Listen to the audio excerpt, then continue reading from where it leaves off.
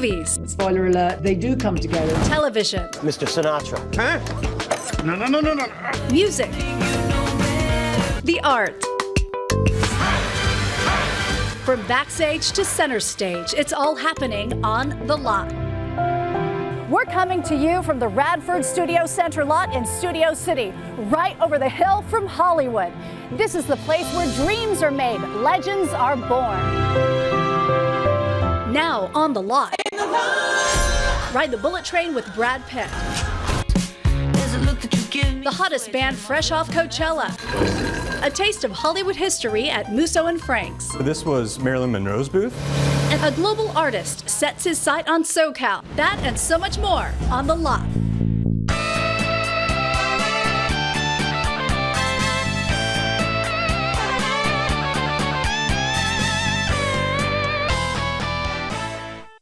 Hello and welcome to the premiere episode of The Lot. I'm Suzanne Marques. Remember the film Ferris Bueller's Day Off? Matthew Broderick talked to the camera as the cool and aloof Ferris Bueller.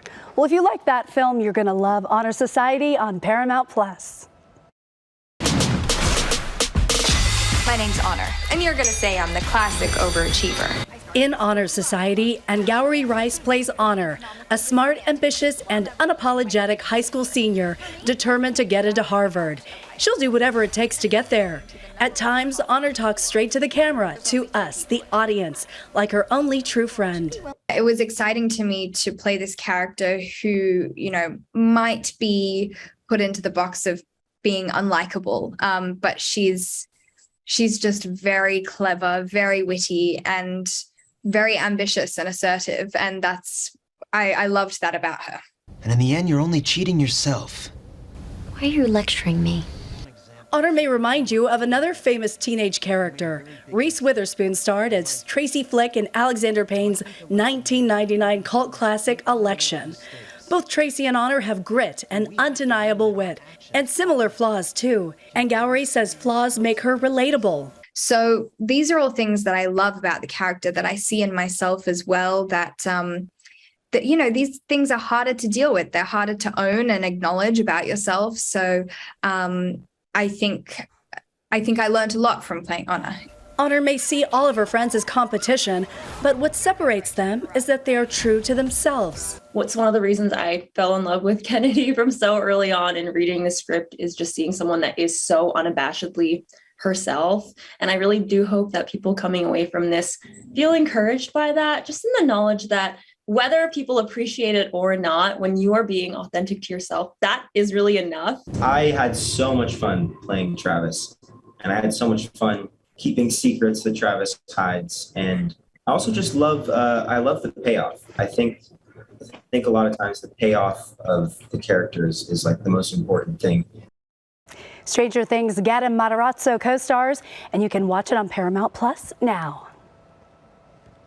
Where are we going to find two people in 10 minutes? And they've got to be really smart and good at solving puzzles. There's got to be somebody. A new era, but the same clueless antics from Beavis and Butthead on Paramount Plus. The new series is called Judges Beavis and Butthead. It's the iconic duo's first original episodes in more than a decade. But the ageless animated characters are still proving stupidity doesn't go out of style. For even more laughs, check out remastered versions of the original series, also streaming on Paramount Plus. From colorful characters to a neon carpet in Hollywood, the A-list came out for the premiere of Easter Sunday, a movie celebrating Asian representation.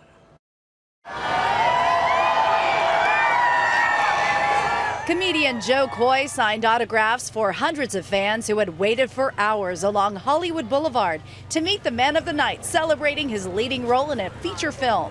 Representation does matter, and I always talk about that because there was only one little girl that looked like me on television at some point, and then I was the only little girl that looked like me. And it's so important that you see that this came to pass. Like, I'm so excited. It's big for all of us. I mean, it's so important.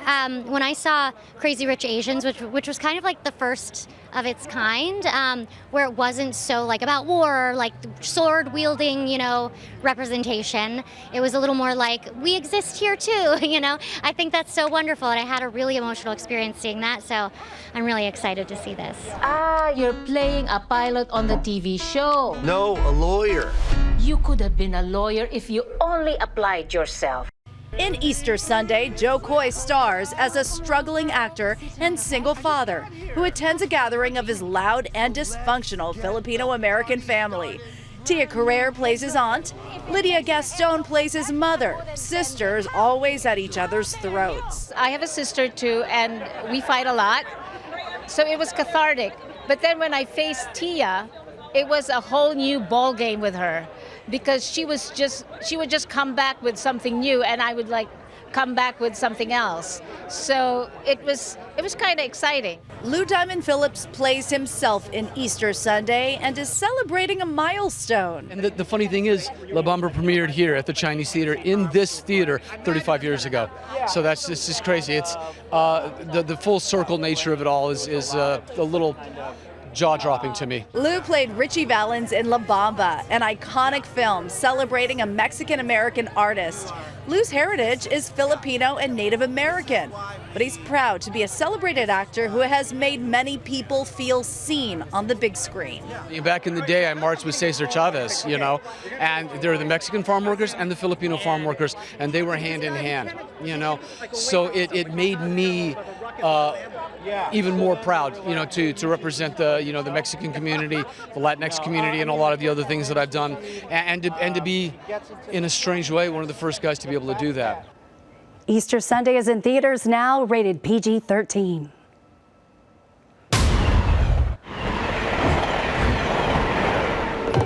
Hi, there's a gun on you. Whoa, it's the quiet car. Gotta use your small inside voice in here, son. There's a gun.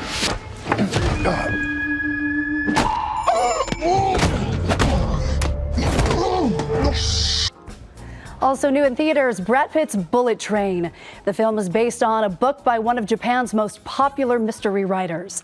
It tells the story of Ladybug, a cynical and jaded assassin played by Pitt, who's trying to give up his life of crime. But the end of the line is just the beginning in this non-stop thrill ride. The stars of Bullet Train recently walked the red carpet at their London premiere. Brad Pitt says filming was a terrific experience, especially getting back to work after coming out of the COVID lockdown. It's strange, man. We haven't done this in years now. It feels like 3 years, and yet it's like right back to normal. So I'm not sure how to reconcile it with it yet. It's great now in the summer. We can all, we get to all be out on the streets again, and laughter's infectious. So when you're with that group, it's bigger. It's a better experience, and this lends itself to that. It sure does. Bullet Train is in theaters now, rated R. Even the need for speed hasn't kept Brad Pitt from slowing down to sample the legendary fare at one Hollywood hotspot. We're very discreet about what we talk about here at Musso's. The lot heads inside the historic Musso Franks to learn why Marilyn Monroe wanted a specific booth and the famous face that demanded the opposite.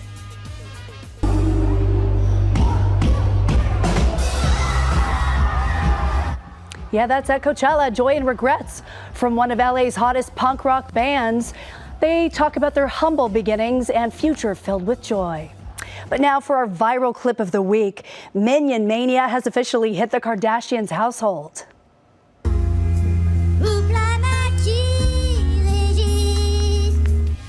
Kim Kardashian posted this adorable clip of her daughter Northwest playing a makeup artist, but it wasn't the glam the Kardashians are known for. North covered her mother's face with yellow makeup and painted the black goggles to resemble the adorable minions of the popular Despicable Me series.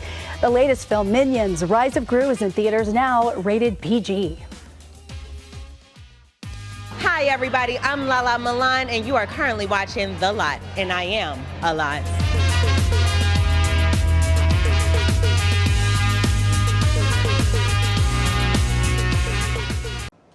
Listen, I won't judge you if you need to walk away from this. I'll help you find another gig, make sure you land on your feet. You're still gonna try and make this thing? Some special scenes in the offer on Paramount Plus take place at the oldest restaurant in Hollywood, Musso Franks. It is a favorite for Hollywood directors who've shot many iconic scenes because the legendary restaurant hasn't changed its look since it opened more than a century ago. It still serves customers and filming is reserved on Mondays, but the rest of the week you never know who you might see. And you can soak up history at this Hollywood haunt while dining on the same food as Charlie Chaplin, Marilyn Monroe, and Frank Sinatra.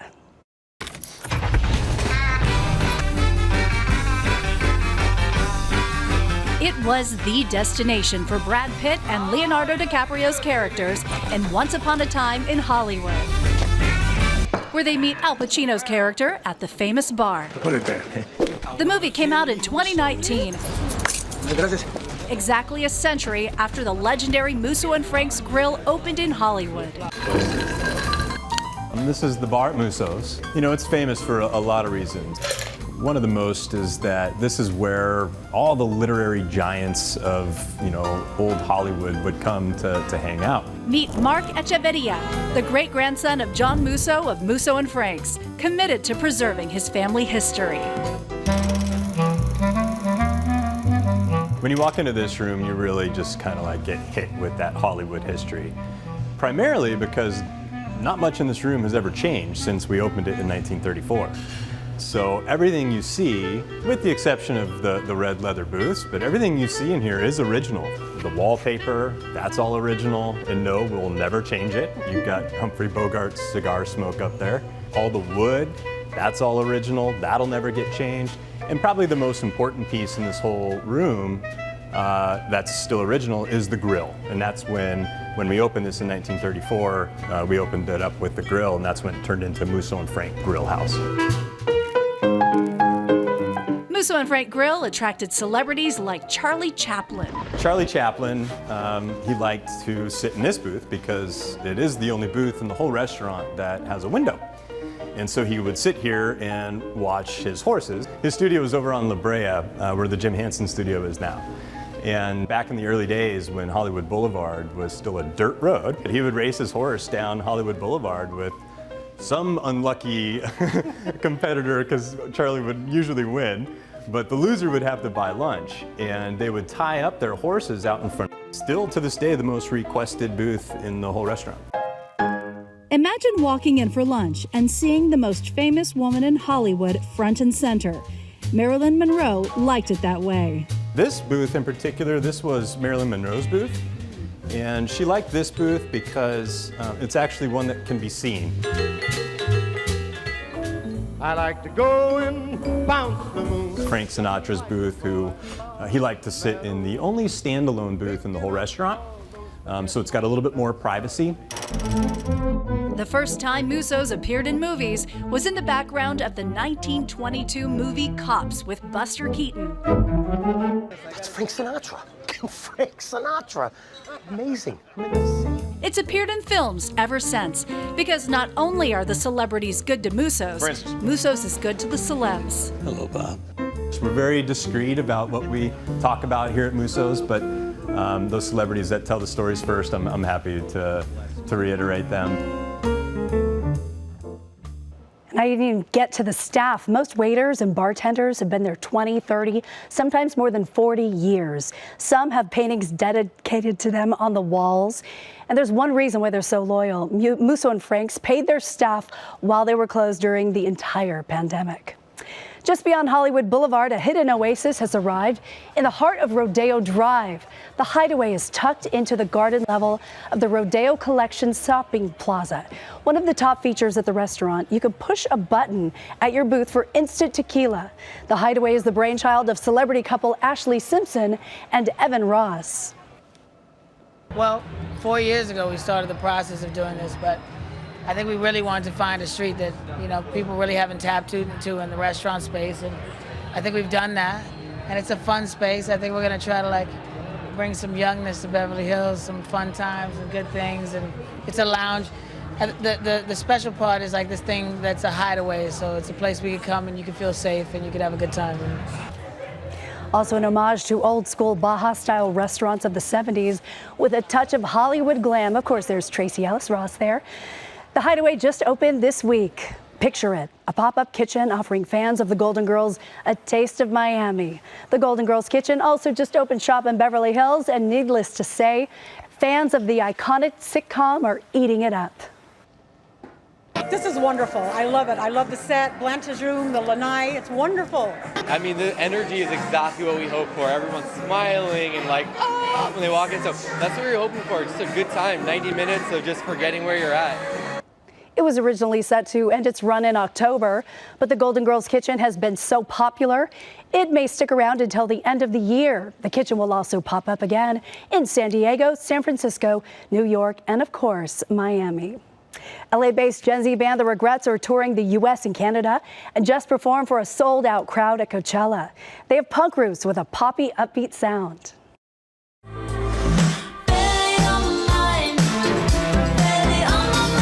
Barely on My Mind is the latest single from the LA-based band The Regrets. It's an upbeat song about what you're trying to avoid thinking about.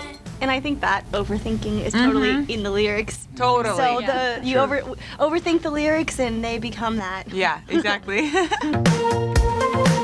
The music video was inspired by how the band spends their time together. We just wanted something simple. Yeah. And we had been making these TikTok videos. And we wanted to do something about things that we were trying to distract ourselves from or that kept popping up in our brain. And so we thought that would be a really fun, easy way to do it.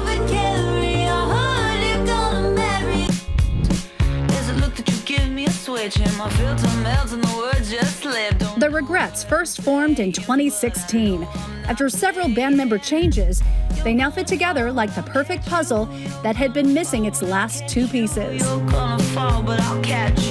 Lead singer and songwriter Lydia Knight has been touring since she was 12. Now it looks like I'm getting too close to you, Mama. Janessa and I are OG Regrets members. And then we found Drew Just on the street somewhere. just on the street, dude. We were just walking around and I was like, We were like, we need a drummer. This guy looks like he could drum. in some like storm drain. I was like, It was crazy. I had never toured before.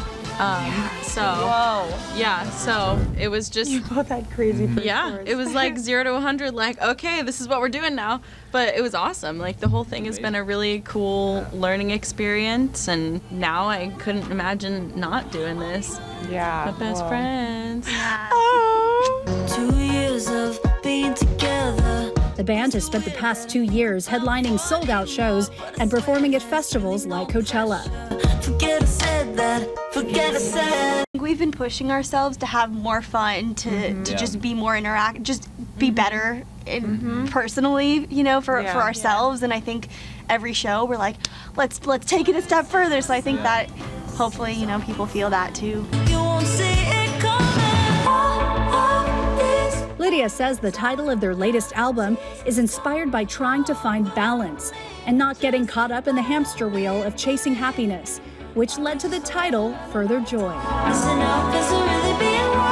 I feel like that encapsulates a lot of what I've been feeling recently in this sort of chase for a perfect happiness and a perfect feeling of being content, and just feels so far away and feels unattainable. And I thought that cycle was really interesting, and we had been writing a lot of music about that. And so hearing that, I was like, oh, there it is. Like, that's perfect.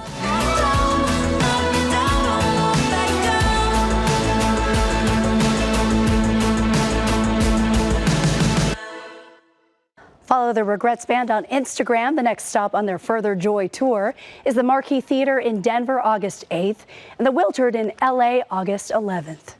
A 10-time Tony Award-winning musical is also on the move. Welcome to the Moulin Rouge. Because can.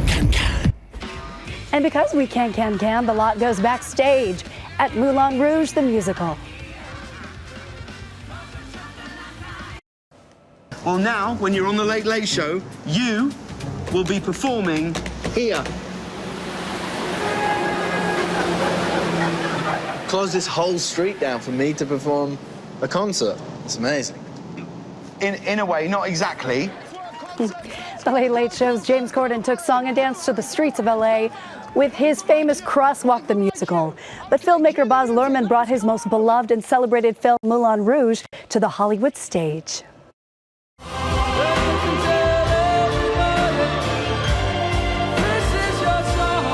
Finally, I get to play Satine. It's like unbelievable. Welcome to the Moulin Rouge.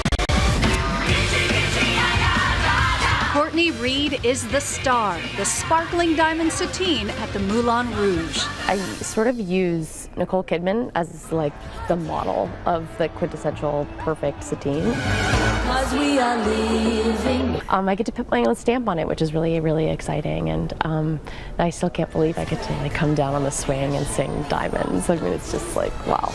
Diamonds are a girl's best friend. In the 2001 film, Nicole Kidman shines across from Ewan McGregor.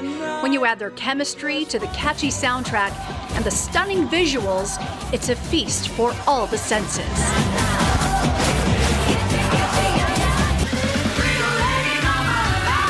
And the stage version takes that vision and runs with it.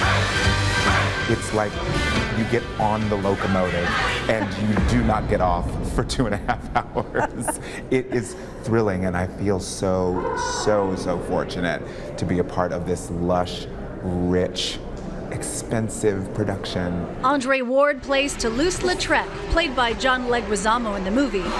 All of your favorite characters appear in the show, like Harold Zidler, the ringmaster of the Moulin Rouge. I think I'm a pretty reserved, kind of quiet person. You know, when I walk out the stage door, people don't realize that I'm the same person. Connor Ryan plays Ewan McGregor's character, the lovesick and broke poet Christian. It's kind of like the part of a lifetime. It feels like mostly because of how much I loved the movie growing up. I saw it in the theaters when it came out, and it's just always been like one of my top 5 favorite movies. Ewan McGregor's performance is totally iconic to me. And the rich Duke? He's been beefed up. Is he really the villain? Because he's played by the charismatic and charming David Harris. It's really interesting to draw on elements of a character that I've not been able to do before. And to hold this power and prestige and wealth, which I don't have as a person. But it's nice to play that. Because you can! 2 decades have passed since the original, so the soundtrack for the musical introduces fresh new songs. You might get what you're after. Yeah, we have songs by Lady Gaga, we have Sia, we have Lorde. It's a really eclectic and great score. Alex Timbers is the director of Moulin Rouge the musical. And as dramatic as Baz Luhrmann's movie is, the way he came to collaborate with the famed director, well, you could call it destiny. Back in 2013, we were at a dinner party having dessert across from him, and we were talking about movies and theater. And then the next day I got an email from him, and he goes, can we talk about Moulin Rouge? And of course, I was so flattered, excited, a little nervous. They worked closely together on the stage production. They've created the magic in person. You walk into the theater and you're in Paris with the elephant from the movie, the iconic Moulin Rouge windmill, and the stage of the nightclub. We've kind of tried to put the sort of surround of the show in the club, so it's the first thing that happens when you enter the show, first thing when you leave.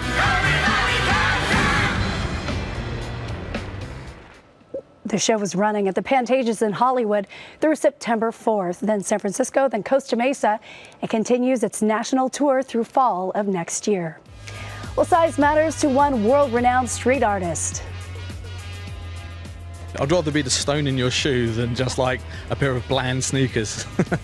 D-Face brings his gigantic talent to the bare walls of Beverly Hills. Hi, I'm Lou Diamond Phillips, and you're watching The Lot.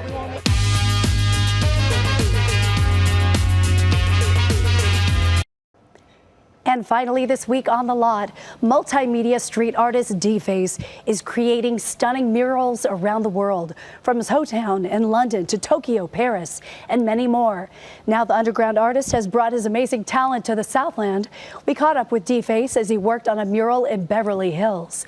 He says LA is a great source of inspiration. I'm here quite often. I was pre-COVID. I was here like 3-4 times a year.